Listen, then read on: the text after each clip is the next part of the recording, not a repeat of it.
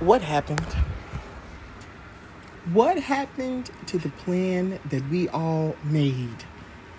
It was supposed to be Chelley and Ace, Alandria, and Nick, and Amaya and Brian. And y'all chose to keep Chris and Huda and Iris and Pepe. I'm sorry, but America, when I tell y'all America has been downhill since November of 2024, since Kamala lost that election, America has been downhill ever since. I don't know what's going on with y'all in voting.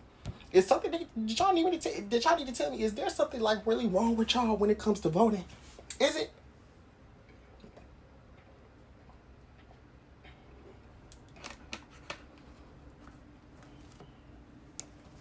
It gotta be.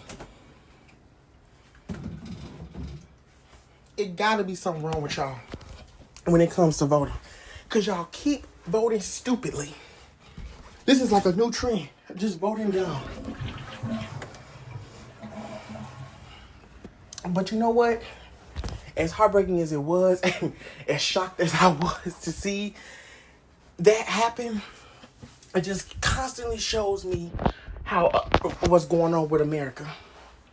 Y'all noticed in 2024, during the year of peace, back when Biden was our president and Kamala was running, inspiring us hope throughout the country, Serena and Cordell won. Best experience ever. Now we got Trump in office, the supreme racist, as we all know, the supreme rapist and racist.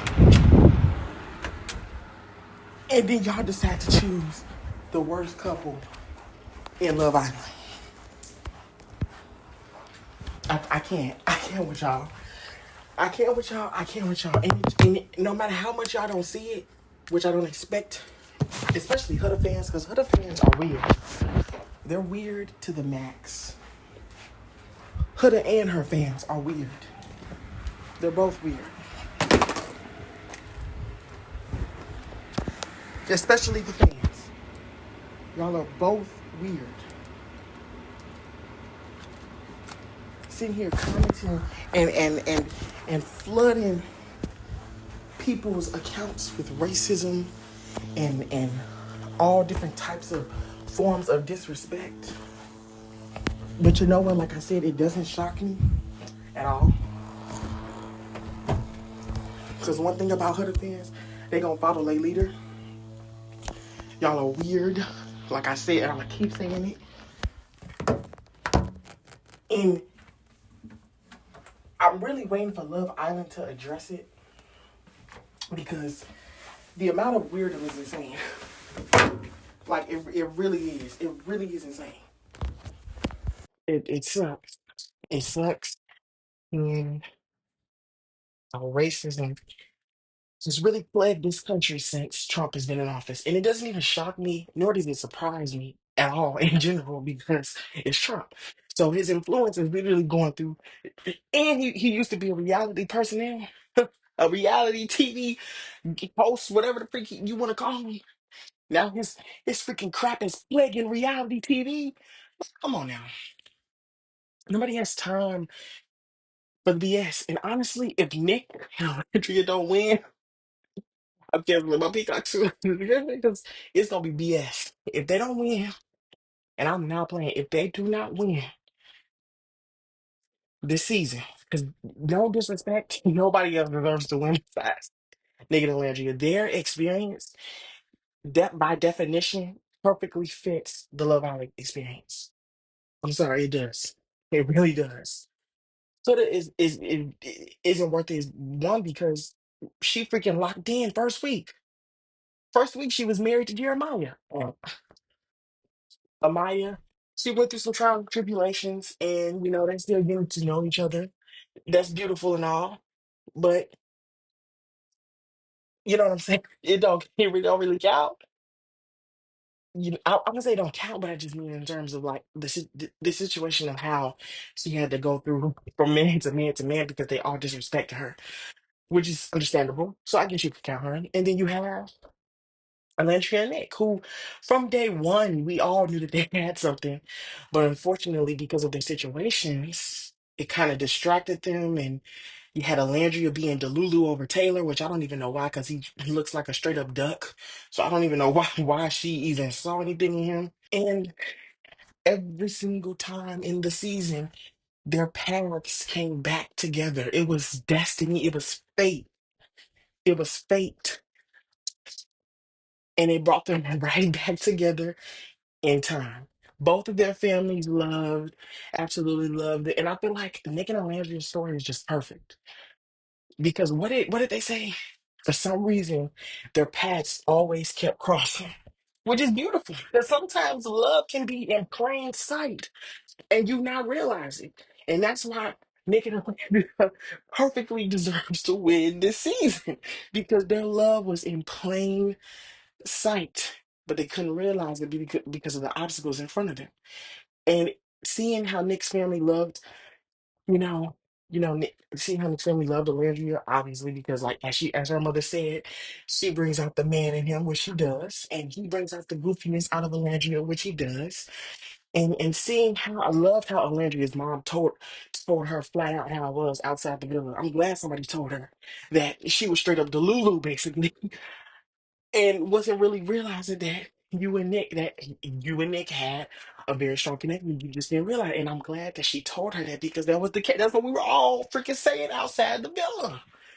So she was too delusional and caught up in a literally loser dream of Taylor. Finally realizing that Nick is the man for you, the one who reassures you, values you, treats you like the queen that you deserve to be, that you are. Not even deserve to be, but that you are. That's why Nick and Larry deserve to win. Because they are the best big couple out of all of this. Huda fan base is weird. Huda and her fans are weird.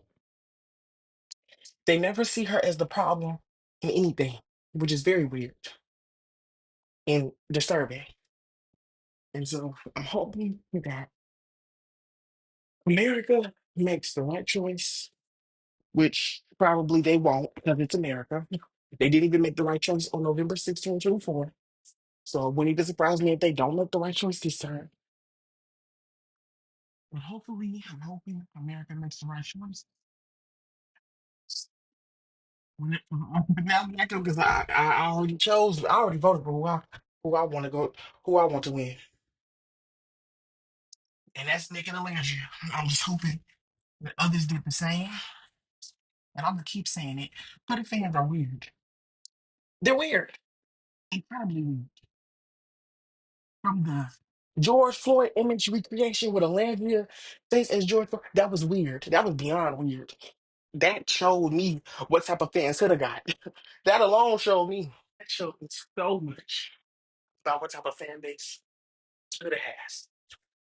And it's not funny. So it's not cute. It's actually concerning. And that's why I can't wait to see what fans are gonna be when she sees what her little fans did.